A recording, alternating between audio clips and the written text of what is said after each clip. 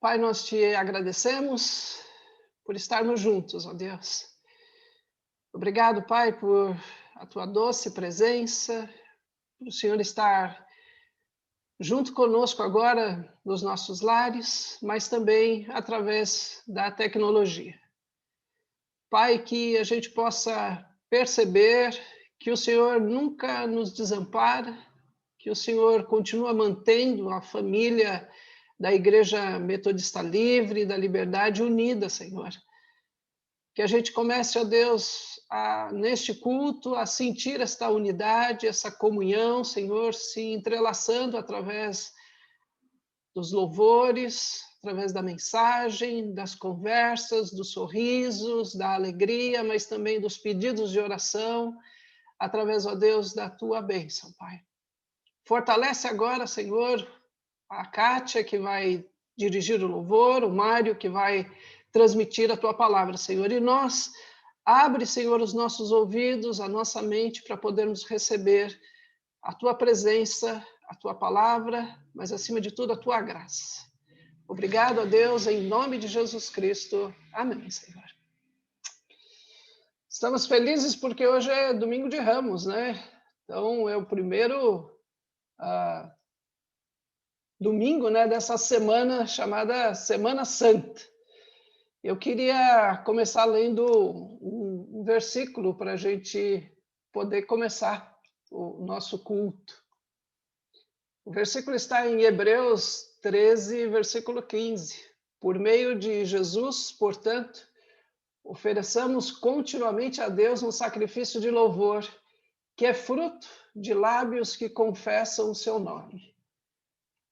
Que nos próximos minutos, nessa próxima hora, este versículo seja uma verdade, né? Os nossos lábios realmente confessem o quanto nós estamos vivos, porque Deus está vivo em nós.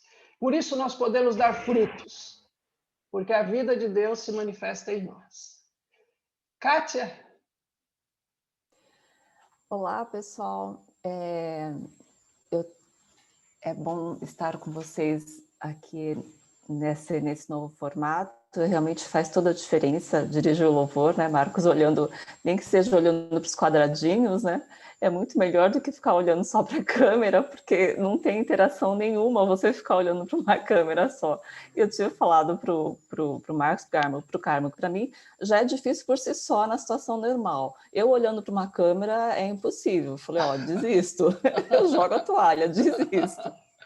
Aí eu tive que voltar agora, porque para o Juan é difícil esse novo formato, então estamos de volta aqui, né? Estamos de volta nessa luta aqui, que é dirigir esse louvor, mas com muita alegria. No meu aniversário desse ano, são muitos aniversários, mas no meu aniversário esse ano, uma pessoa me mandou essa música, me mandou um áudio dessa música e me fez lembrar que muitas vezes a gente acaba perdendo meio tanto tempo distante, tanto tempo sem nós nos reunirmos pessoalmente, a gente acaba meio que se desconectando. E essa música, ela fala da satisfação, que é ter a Cristo, não há nada melhor. E eu queria que vocês cantassem juntos agora essa música, Satisfação.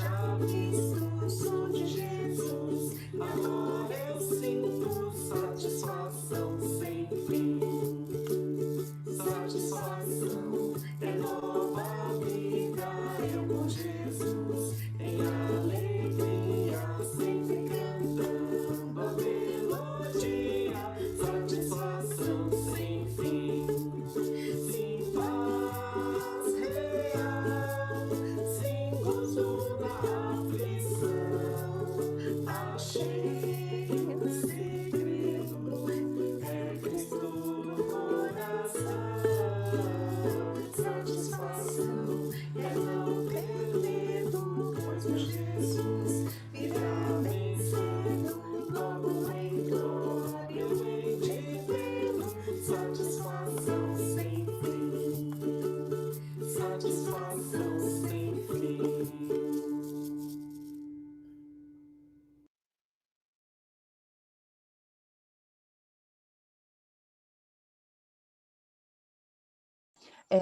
Um tempo atrás, eu reclamei com o Carmo daquele nosso formato anterior, que não estava com cara de igreja, né, Carmo? Não estava com cara de culto.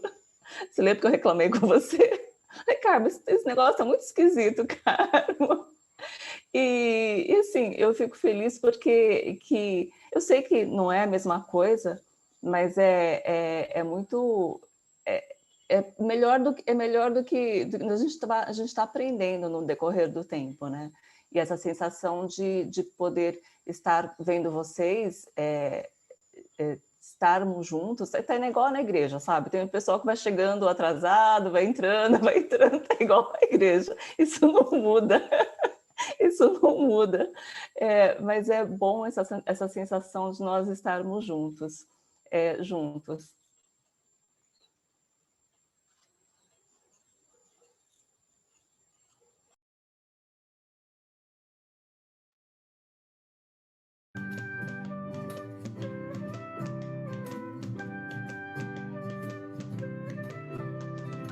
Juntos na mesma fé, no mesmo amor, juntos na mente e coração. Temos em cada um a mesma marca, o mesmo sangue, a mesma cruz. Juntos somos um corpo em Cristo, juntos somos um corpo vivo, corpo que adora e que serve, corpo que chora e se alegra, corpo que bate e reparte as cargas de irmão. Cordas que foram partidas podem de novo soar. Corpo onde a vida é mais vida, vivendo em Jesus. Juntos na mesma fé, no mesmo amor, juntos na mente e coração. Temos em cada um a mesma marca, o mesmo sangue, a mesma cruz. Juntos somos um corpo em Cristo, juntos somos um corpo vivo, corpo que adora e que serve, corpo que chora e se alegra, corpo que bate e reparte as cargas de irmão. Cordas que foram partidas podem de novo soar.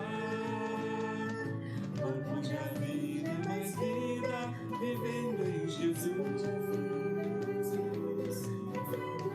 Corpo onde a vida é mais vida, vivendo em Jesus.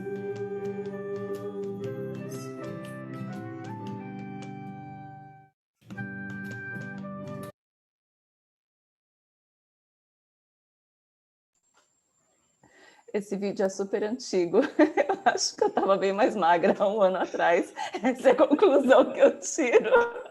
Eu acho que eu dei uma engordada. Eu acho que essa é a conclusão, que esse vídeo é um dos primeiros que nós gravamos. Que triste, né? Ai, ai. Eu queria pedir para o Carmo ler um texto para a gente poder fazer a abertura da nossa última música. Oi, dona Keiko. Oi, Keiko. Tá bom. O texto está sendo projetado aí, né, para facilitar. 1 Coríntios 15. Não, isso. Isso, né? 1 Coríntios 15, versículo 14.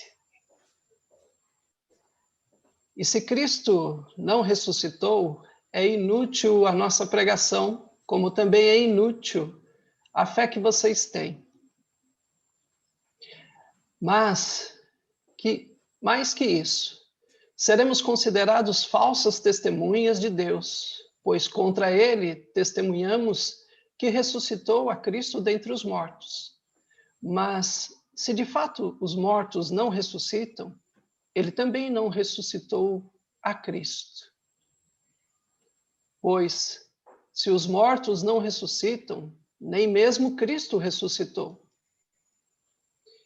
E se Cristo não ressuscitou, é inútil a fé que vocês têm, e ainda estão em seus pecados. Neste caso, também os que dormiram em Cristo estão perdidos. Se é somente para esta vida que temos esperança em Cristo, dentre todos os homens, somos os mais indignos. Somos os mais dignos de compaixão. Perdão. Kátia? Eu lembro que o pastor Makoto, ele falava falava para a gente que a Páscoa era uma data mais importante do que o Natal até. E na época que eu ouvi isso, falei, gente, mas que coisa esquisita. Porque para mim o Natal era muito melhor, né? Natal era a época que a gente fazia o culto de Natal, o jantar do Natal, época que a gente encena o nascimento de Jesus, manjedoura, burrinho. Então, para mim, o Natal era uma coisa assim, bem marcante, né, no calendário. E ele falava para a gente que não, que a Páscoa era uma data muito mais importante. Aí que eu vim depois a pensar, porque quando a gente é crente há muito tempo, a gente vai no piloto automático, né? A gente não processa muito as coisas, né? Por que a Páscoa é tão importante?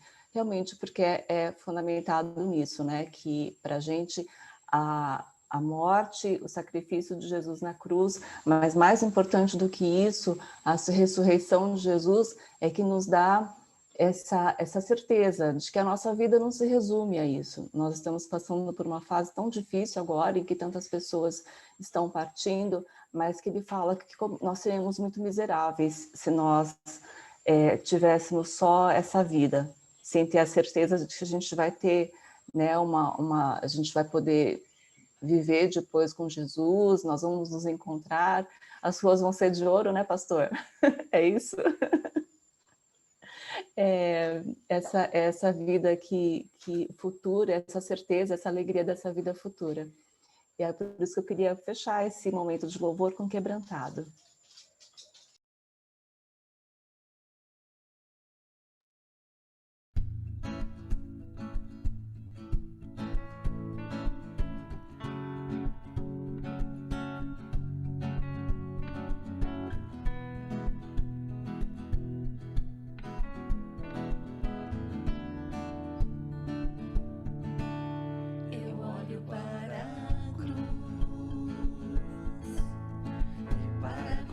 Eu vou,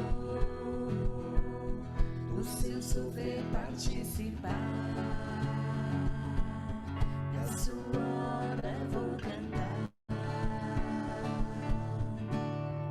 meu Salvador, na cruz mostrou o amor do Pai. Justo Deus,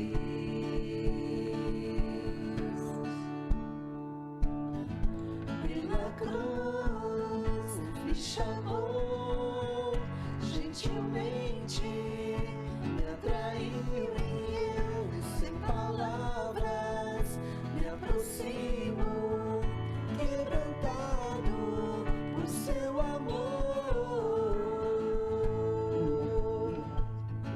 Desculpa.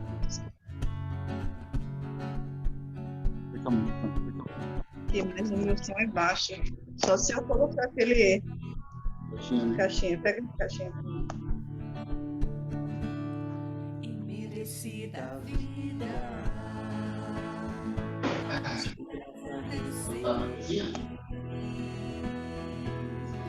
Está a Roseta por aí? Aí, ó, na perna do banquinho.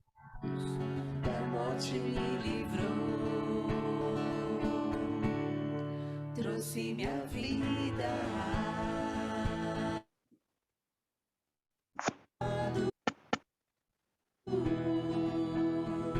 Mas agora pela cruz eu fui reconciliado.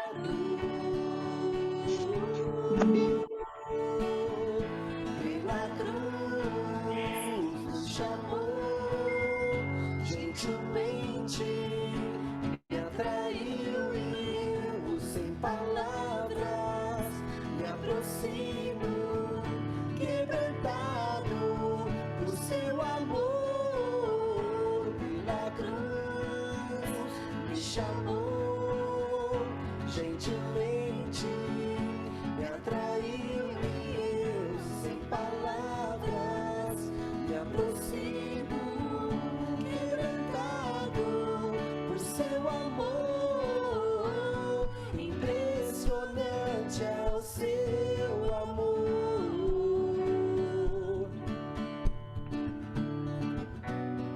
Me redimiu e me mostrou o quanto és fiel.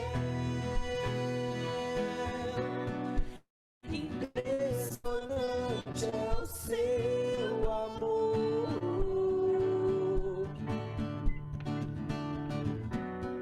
Me redimiu e me mostrou o quanto és fiel.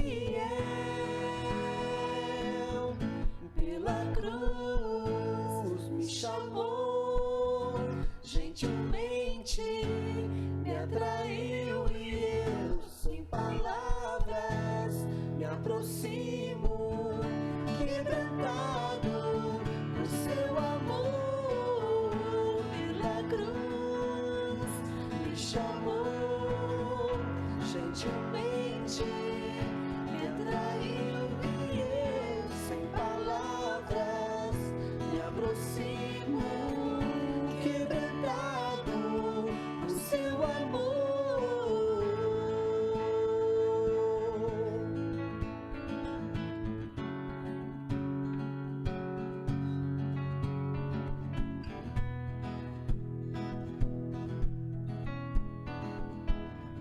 Quebrantado por seu amor.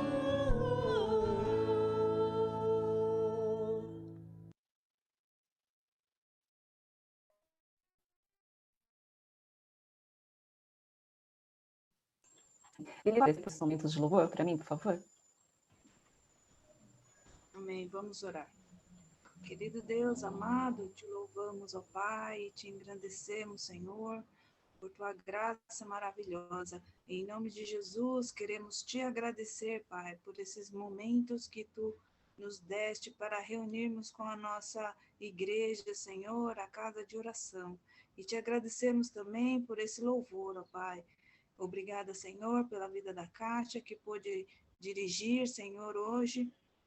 E te agradecemos, Senhor, por tua misericórdia sobre as nossas vidas. Em nome de Cristo Jesus, nós oramos agradecidos. Amém. Amém. Mário?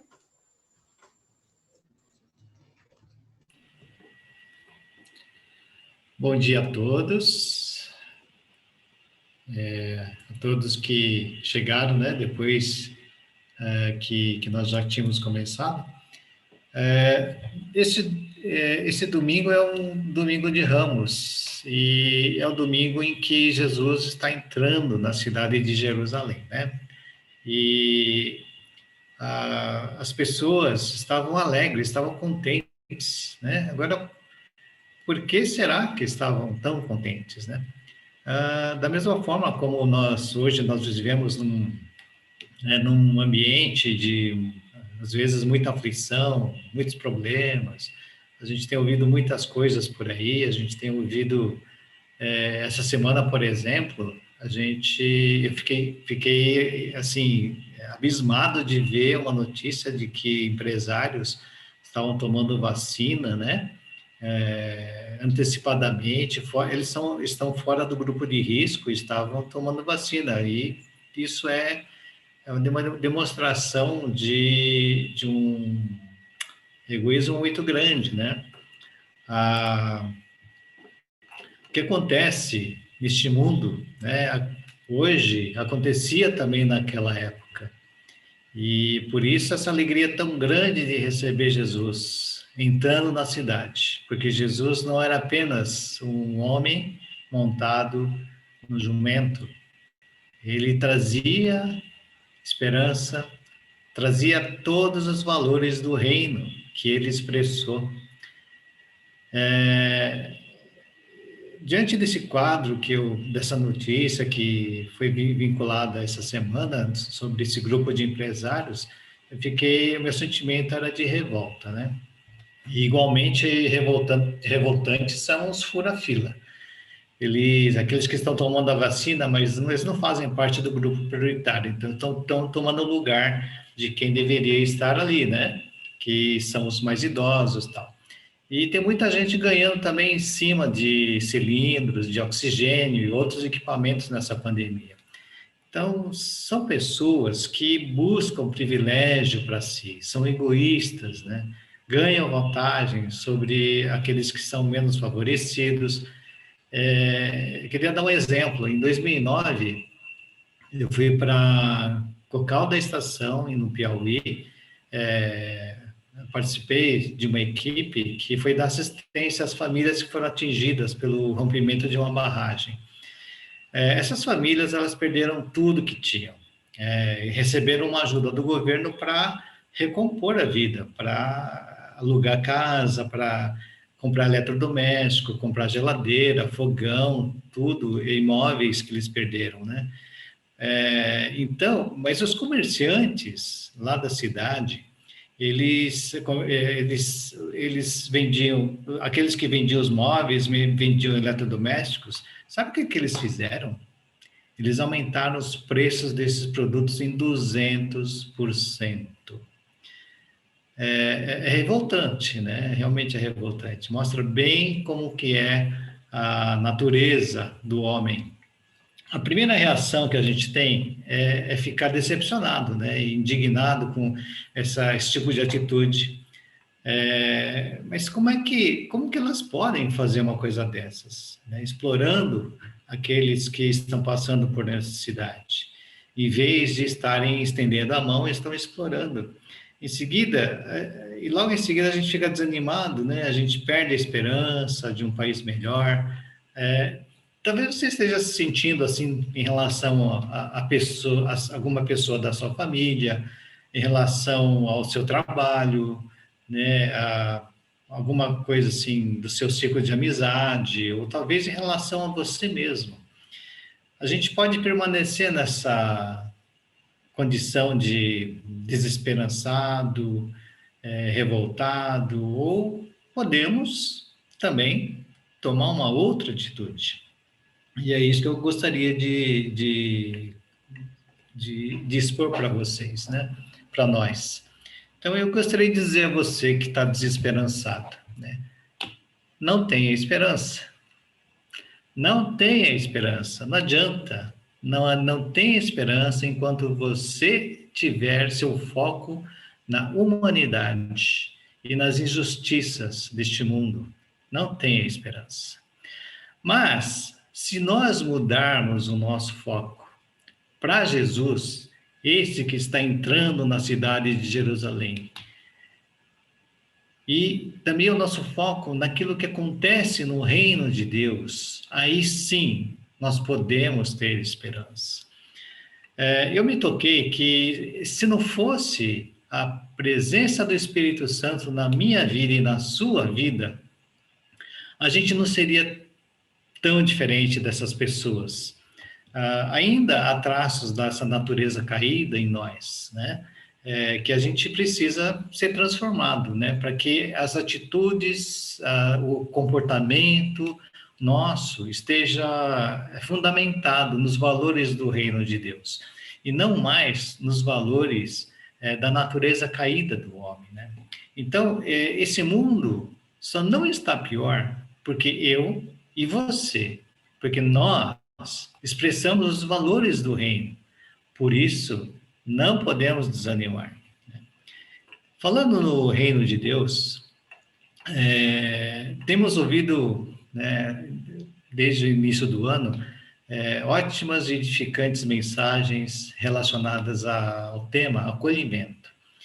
Acolher é amar, acolher é não julgar.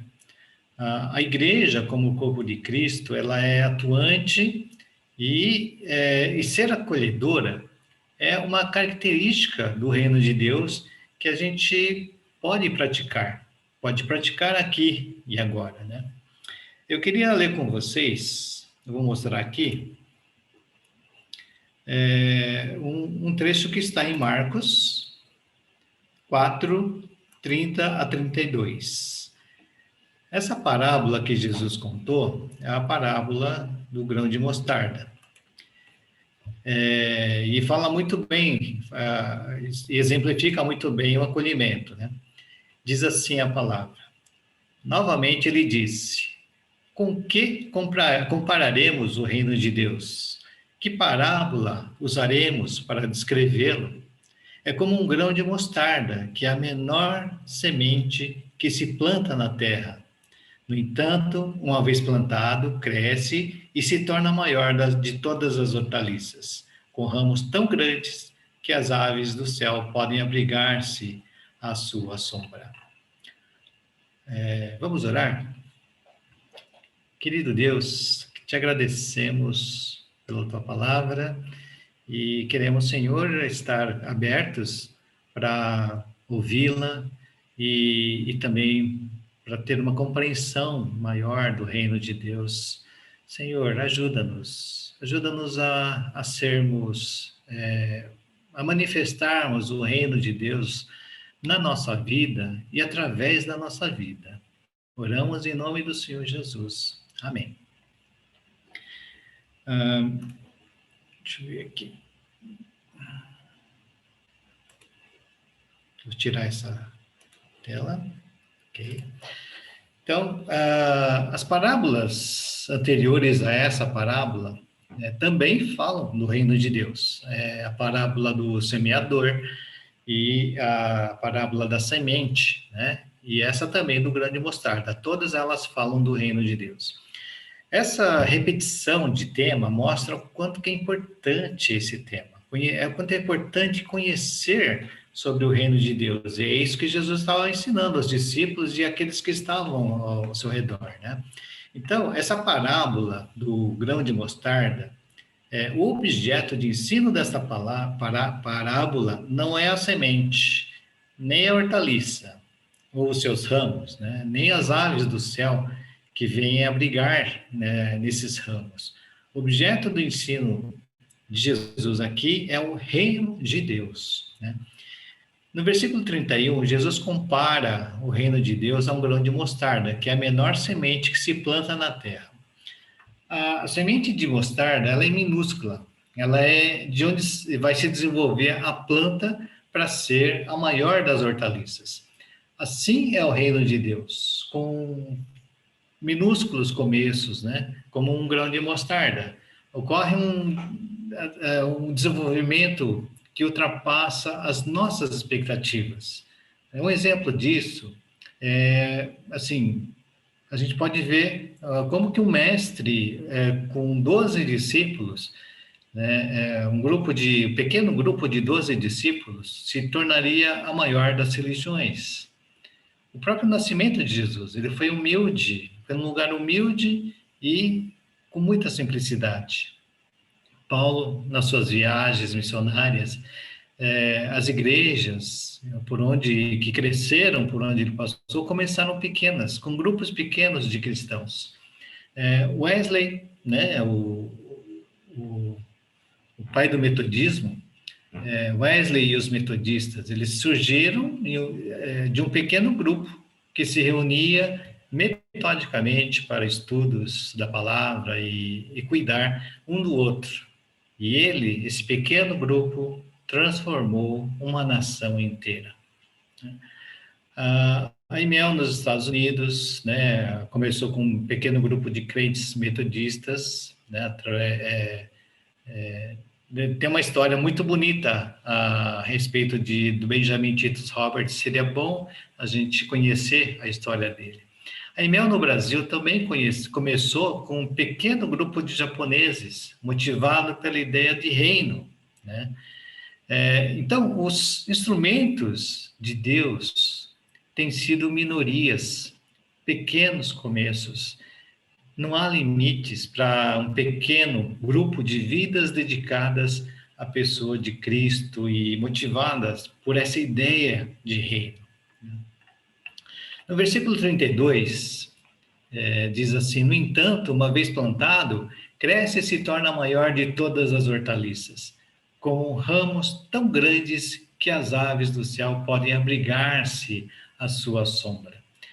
Então, é interessante isso, né? O reino de Deus, ele cresce. O reino de Deus, ele é visível. Se torna a maior das hortaliças. Os pássaros percebem, lá de longe, voando, eles percebem a hortaliça, percebem que lá tem abrigo, né? E o reino de Deus também é percebido pelas pessoas, é percebido de longe. O reino de Deus fornece sombra. Ele é acolhedor, ele pode abrigar aqueles que procuram o reino de Deus, aqueles que buscam o reino de Deus. O reino de Deus está onde foi plantado. O reino de Deus não é na rua Martiniano de Carvalho, não foi plantado ali. O endereço do reino de Deus é você que está ouvindo, você que recebeu o Senhor Jesus na sua vida. Então, o reino de Deus pode estar na igreja, pode estar na escola, no cursinho, em casa, ele pode se manifestar nesses lugares, no trabalho, na oficina de eletrodomésticos, né? na nova confeitaria, pode se manifestar no escritório de advocacia, no restaurante, né? Na cafeteria, pode estar em todo lugar onde você estiver. Ali o reino se manifesta. Para exemplificar algumas coisas que acontecem no reino de Deus, o reino ele é governado por Deus. E nesse reino acontecem algumas coisas muito interessantes. Salmo 107, ele exemplifica o reino de Deus. Algumas coisas que acontecem no reino de Deus. Eu vou mostrar aqui o versículo. Salmo 107. Esse salmo, ele é extenso, ele tem 43 versículos. Mas eu vou resumir com os pontos que se destacam, como nós vimos lá nas parábolas, né? 3 parábolas, são repetições, então são pontos importantes. E aqui, os pontos importantes nesse que eu gostaria de destacar, nesse Salmo 107, porque ocorrem repetições. Ele é um salmo extenso mesmo, tem 43 versículos, mas eu vou repetir nesses pontos. Mas eu queria ler já indicar o primeiro versículo, que diz assim: deem graças ao Senhor, porque Ele é bom. O seu amor dura para sempre. Isso tem que estar no nosso coração, tem que estar gravado. Deem graças ao Senhor, porque Ele é bom. Deus é bom. E o seu amor dura para sempre. No versículo 6, 13, 19 e 26, essa mesma frase se repete. Na sua aflição, clamaram ao Senhor. Em tudo o que está acontecendo ao nosso redor, a pandemia, as injustiças, as inversões de valores, os privilégios, né? Tudo isso faz parte deste mundo, infelizmente, né? E traz muitas aflições para a gente. Por isso, o nosso foco ele deve estar voltado para o Senhor. A nossa esperança está somente nele. Então, nesse versículo, assim, na sua aflição, clamaram ao Senhor. Então, nosso foco não pode estar naquilo que está acontecendo, porque isso vai trazer aflição. Nosso foco tem que ser voltado para o Senhor. Nos versículos 8, 15, 21 e 31, ele repete essa mesma frase, que eles deem graças ao Senhor por seu amor leal e por suas maravilhas em favor dos homens. E logo depois dessa frase, o salmista ele lista as maravilhas em favor dos homens, né? Que no versículo 9, por exemplo, ele diz assim, porque ele sacia o sedento e satisfaz plenamente o faminto. O ano passado a gente teve que fechar as portas da cafeteria, né? Por um período bem longo. Mas a gente foi, nesse período, confortado através de cestas de alimentos que a gente recebeu da igreja, né? Foi entregue em casa. Olha que mimo, né? Não que a gente estivesse passando fome, mas essa é uma das características do reino de Deus, é ser uma igreja acolhedora. No versículo 16 diz, porque despedaçou as portas de bronze e rompeu as trancas de ferro. Deixa eu tirar essa referência aqui. Pronto. Despedaçou as portas de bronze e rompeu as trancas de ferro. Ele o salvou da tribulação em que se encontrava. Muitas pessoas estão escravizadas, né? Estão acorrentadas, estão trancadas atrás de portas de bronze, trancas de ferro. E o reino de Deus vem para libertar essas pessoas, né? No versículo 20, ele envia sua palavra e nos cura, e nos livra da morte. Reduz a tempestade a uma brisa e serena as ondas. No versículo 30, Deus nos guia ao porto almejado. Transforma o deserto em açudes e a terra ressecada em fontes. No versículo 36, ali se assenta os famintos para fundarem uma cidade habitável, semearem lavouras, plantarem vinhas e colherem uma grande safra. Ele, o Senhor, os abençoa, e eles se multiplicam, e não deixa que os seus rebanhos diminuam. No versículo 41, mas tira os pobres da miséria e aumenta as suas famílias como rebanhos.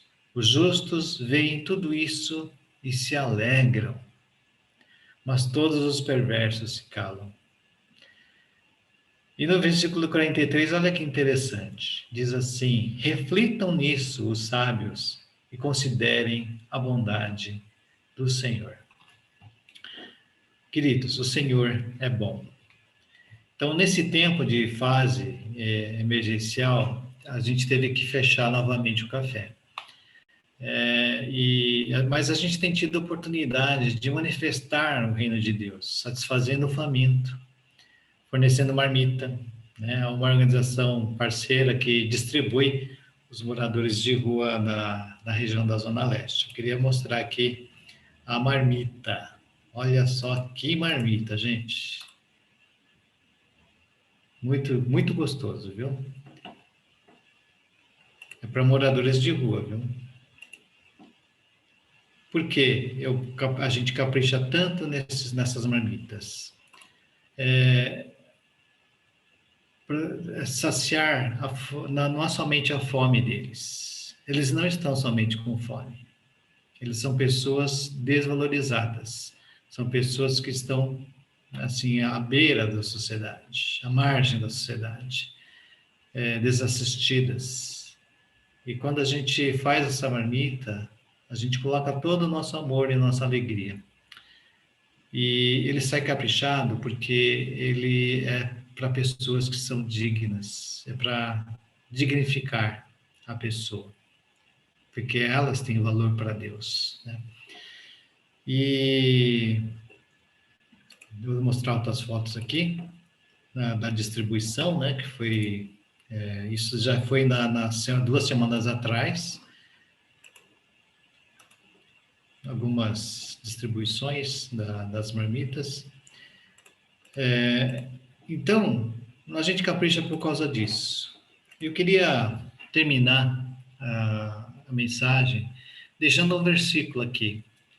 Está em Gálatas 6:9, que diz assim: E não nos cansemos de fazer o bem. Aliás, deixa eu colocar aqui para a gente gravar, né? Gálatas 6:9. E não nos cansemos de fazer o bem, pois no tempo próprio colheremos, se não desanimarmos, né? Eu queria chamar a atenção para esse versículo, essa palavra, se não desanimarmos, né? Domingo que vem é Páscoa e hoje é domingo de Ramos. Jesus está entrando em Jerusalém. As pessoas recebem Jesus com alegria.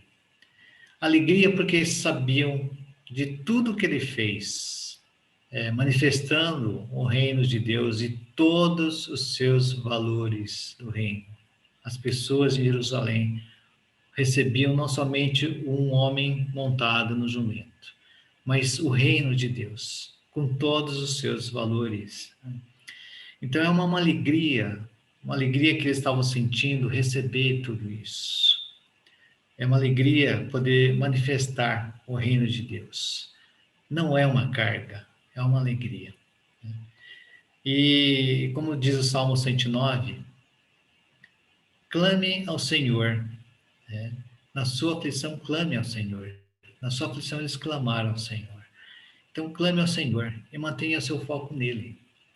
Se você está em aflição, por quê? Para não desanimar e nem perder a esperança. Que Deus abençoe, né, a nossa igreja. Como diz a Kátia, esse formato realmente não tem cara de igreja, mas ela é uma igreja. É uma igreja que a Kátia também percebeu. É igualzinha a igreja, não mudou nada. Que bom. Nós somos a igreja, nós somos o corpo de Cristo que manifesta o reino de Deus, né? Deus abençoe a todos. Amém? Ok? Então, passo a palavra para o Carmo. Obrigada. É bom a gente poder ouvir que onde a gente está, nós somos o reino de Deus. O reino se manifesta através da vida da gente. E o Mário tem razão, né, quando ele diz que a gente muitas vezes tem mais informações difíceis, né, ruins, mas isso não impede o reino de crescer. Eu fiquei pensando, né, no grão de mostarda, ele sofre chuva, vento, ele tem sol forte, mas nada disso faz com que ele impeça, né? Porque o reino de Deus não é impedido por nada do lado de fora. Que a gente possa também ser assim, esse reino de Deus. Mário também disse que hoje a gente comemora Domingo de Ramos, né? Eu queria convidar você a entrar naquilo que se chama Semana Santa. Hoje é o primeiro dia da Semana Santa, que vai caminhar para dentro do texto que a Kátia leu, né? Da ressurreição de Jesus Cristo. E quando Jesus entra na cidade de Jerusalém, ele entra montado num jumentinho, né? Numa coisa pequena, né? Eu lembrei, Mário, do grão de mostarda, né? Um jumentinho, pequenininho, humilde. Por que ele entra num jumentinho? Porque as pessoas estão gritando: Hosana, Hosana, bendito o Rei. E Jesus entra humildemente, pequeno. Eu não sei se você já imaginou Jesus montado num jumentinho. Imagine agora Jesus montado num jumentinho. Que cena é essa?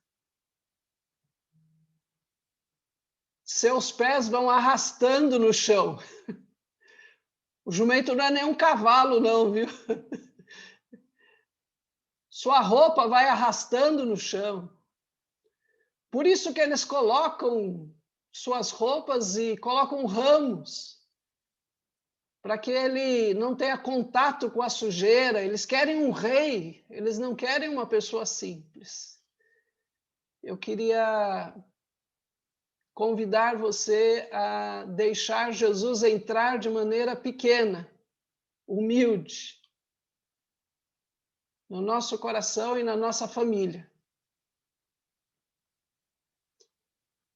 E para isso eu queria te convidar a orarmos agora e recebermos Jesus nessa Semana Santa.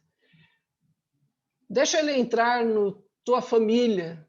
Talvez ele vai entrar de maneira pequena, mas lembre-se, o Mário nos ensinou hoje, o reino cresce. Jesus vai crescer em nós, ao ponto de tomar toda a nossa cidade, toda a nossa casa, toda a nossa vida. Queria te convidar a fechar os teus olhos, aonde você está. Imagina agora Jesus entrando na tua casa. Ah, mas eu não estou vendo, pastor, tá tão difícil, tem tanta coisa. Imagine ele agora pequeno. Mas deixa ele crescer.